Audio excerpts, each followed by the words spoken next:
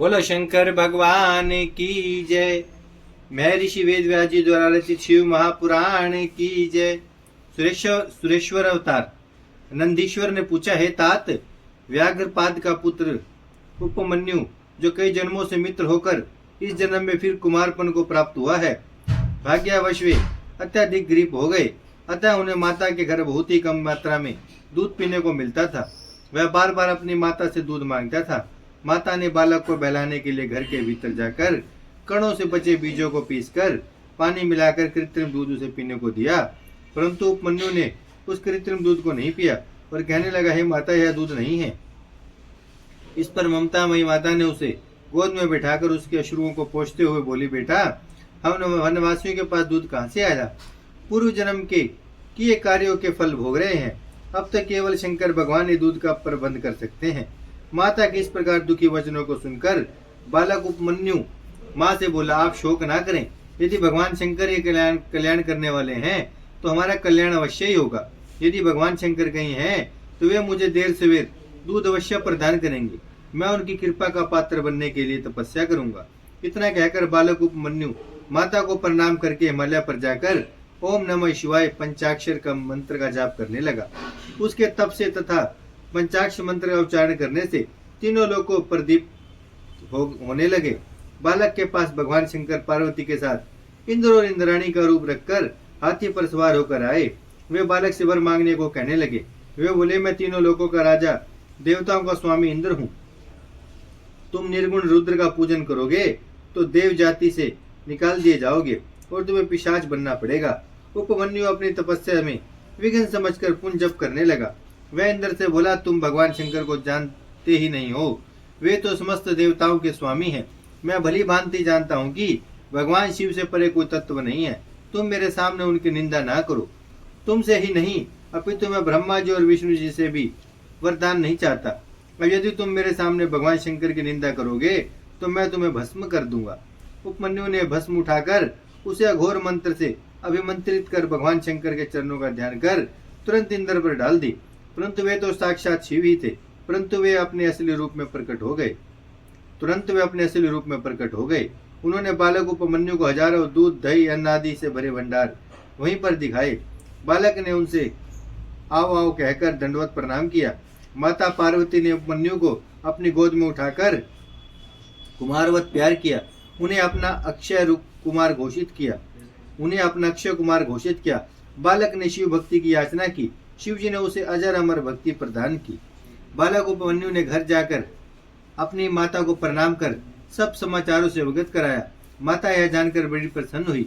बालक उपमन्यु शिव जी की कृपा से सबका पूज्य बन गया। इस प्रकार शिव जी ने उपमन्यु के लिए सुरेश्वर इंद्र का अवतार लिया था। ब्रह्मचारी अवतार।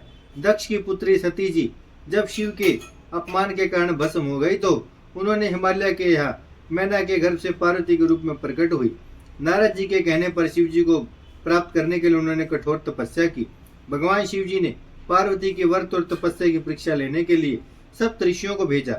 सप्तऋषियों ने परीक्षा लेकर शिव जी को संतुष्ट किया। इसके बाद भगवान शिव स्वयं उनकी परीक्षा लेने ब्रह्मचारी के वेश में गए। पार्वती जी ने उनकी अधर्यापात से पूजा की। ब्रह्मचारी रूपी शिव जी ने उनसे तप का कारण पूछा तो उन्होंने अपना सारा वृत्तांत सुनाया। इस पर ब्रह्मचारी ने कहा, मेरी समझ में तुम्हारी बात नहीं आई। भगवान शिव तो दिगंबर हैं। उनके पास एक बूढ़ा बैल है। वे चिता की भस्म शरीर पर लगाए रहते हैं। इससे तो अच्छा यह है कि तुम देवताओं में से किसी को वर्ण करने की सोचती। तुम जैसी अनुपम सुंदरी के लिए यह बिल्कुल भी उपयुक्त नहीं है। इस पर पार्वती जी ब्रह्मचारी से रुष्ट हो गई और उसके पुण्य कुछ कहने की चेष्टा करने पर सखियों से उसे आश्रम से निकाल देने को कहा।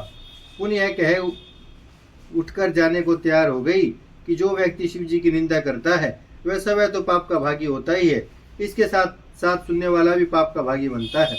पार्वती जी ने जैसे ही जाने के लिए पग बढ़ाया तो शिव जी असली रूप में प्रकट हो गए और पार्वती का हाथ पकड़कर कहने लगे कि आज से मैं तुम्हारी तपस्या द्वारा खरीदा गया सेवक हूँ। पार्वती जी ने उनसे अपना पति बनने की प्रार्थना की। तब शिव जी ने हिमाचल के यहाँ बरात ले जाकर वैदिक रीति से पार्वती का पानी ग्रहण किया। फिर पार्वती के साथ कैलाश पर सानंद निवास करने लगे। यह शिव जी के 84वें अवतार की कथा है। सुनट नर्तक अवतार। भगवान शिव पार्वती को अपनी पत्नी बनाने का वरदान देकर कैलाश पर चले गए। पार्वती भी घर चली गई। शिव जी के इस खुशी में महान उत्सव का आयोजन किया। तब भगवान शंकर नट का रूप धरकर वहां पर नाचने लगे। उन्होंने अनेक नृत्य करके सभी को मोह लिया। मीना ने स्वर्ण के थाल में रतन भर कर देना चाहा, परंतु उन्होंने लेने से इनकार कर दिया और पार्वती को मांगने लगे। मीना यह सुनकर क्रोध में भर गई। उसी समय हिमाचल भी गंगा स्नान से लौट आए। उन्होंने उस नट को देखा। पार्वती का हाथ मांगने की बात सुनकर वह भी कुपित हो गए। तब भगवान शंकर गुप्त रूप से पार्वती से मिलकर चले गए। पुनः हिमाचल तथा मैना को यह जानकर बड़ा दुख हुआ कि वह नट और कोई नहीं बल्कि भगवान शंकर थे। वे सोचने लगे कि हमें पार्वती को उन्हें दे देना चाहिए था। उनकी शिवजी में और भी दृढ़ भक्ति जागृत हो गई। शिवजी की यह सुनट नर्तक अवतार की कथा समस्त पाप हरण और परम गति प्रदान करने वाली है। द्विज अवतार।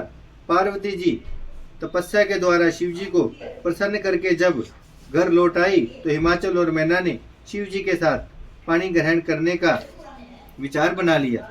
इस समाचार से देवताओं को भारी चिंता होने लगी कि गिरिराज अपनी भक्ति द्वारा पार्वती जी को शिव जी को देने से हिमाचल शिव के निर्वाण पद को प्राप्त कर लेंगे। इस प्रकार शैलराज जो रत्नों का भंडार है कहीं मुक्त हो गया तो यह पृथ्वी रत्न गर्भ नहीं कहलाएगी। यह पार्वती रूप को त्याग दिव्य रूपधारी होगा। इस भांति सोचते हुए सभी देवता अपने गुरु बृहस्पति जी के पास गए। वे उनसे बोले कि आप शिव जी की निंदा करने के लिए हिमाचल के यहाँ जाएं, जिससे हिमाचल शिव की भक्ति से विरक्त होकर पार्वती का विवाह शिव जी के साथ ना करें। बृहस्पति जी ने कहा, मैं यह कार्य करने में समर्थ हूँ, तुम चाहो तो अपना यह कार्य ब्रह्मा जी से कराओ। इस पर देवता ब्रह्मा जी के पास गए और उन्हें शिव पार्वती के विवाह के संबंध में अड़चन डालने के लिए कहा।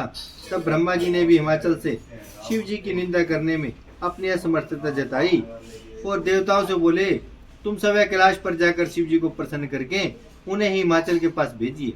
यह सुनकर सभी देवता कैलाश पर शिव जी के पास गए। शिव जी देवताओं को देखकर प्रसन्न हुए। वे स्वयं ही द्विज का रूप धारण कर हिमाचल के पास जाकर शिव के कुरूप होने की निंदा आदि करके पार्वती का विवाह शिव जी के साथ न करने की सलाह देने लगे। इसके बाद लीला करने में निपुण शिव जी वहां से चले गए। तब मैना और हिमाचल की बुद्धि शिव जी के विपरीत हो गई। इस प्रकार शिव जी ने द्विज का रूप धारण कर देव कार्य संपन्न किया। द्विज का मतलब होता है ब्राह्मण, ब्राह्मण का रूप धारण कर। बोलो शंकर भगवान की जय। भजमन नारायण नारायण नारायण, श्रीमन नारायण नारायण नारायण, लक्ष्मी नारायण नारायण नारायण, सत्य नारायण नारायण नारायण, भजमन नारायण श्रीमन नारायण, लक्ष्मी नारायण सत्य नारायण, भजमन नारायण नारायण नारायण। बोलो लक्ष्मी नारायण भगवान की जय। शिव महापुराण की जय।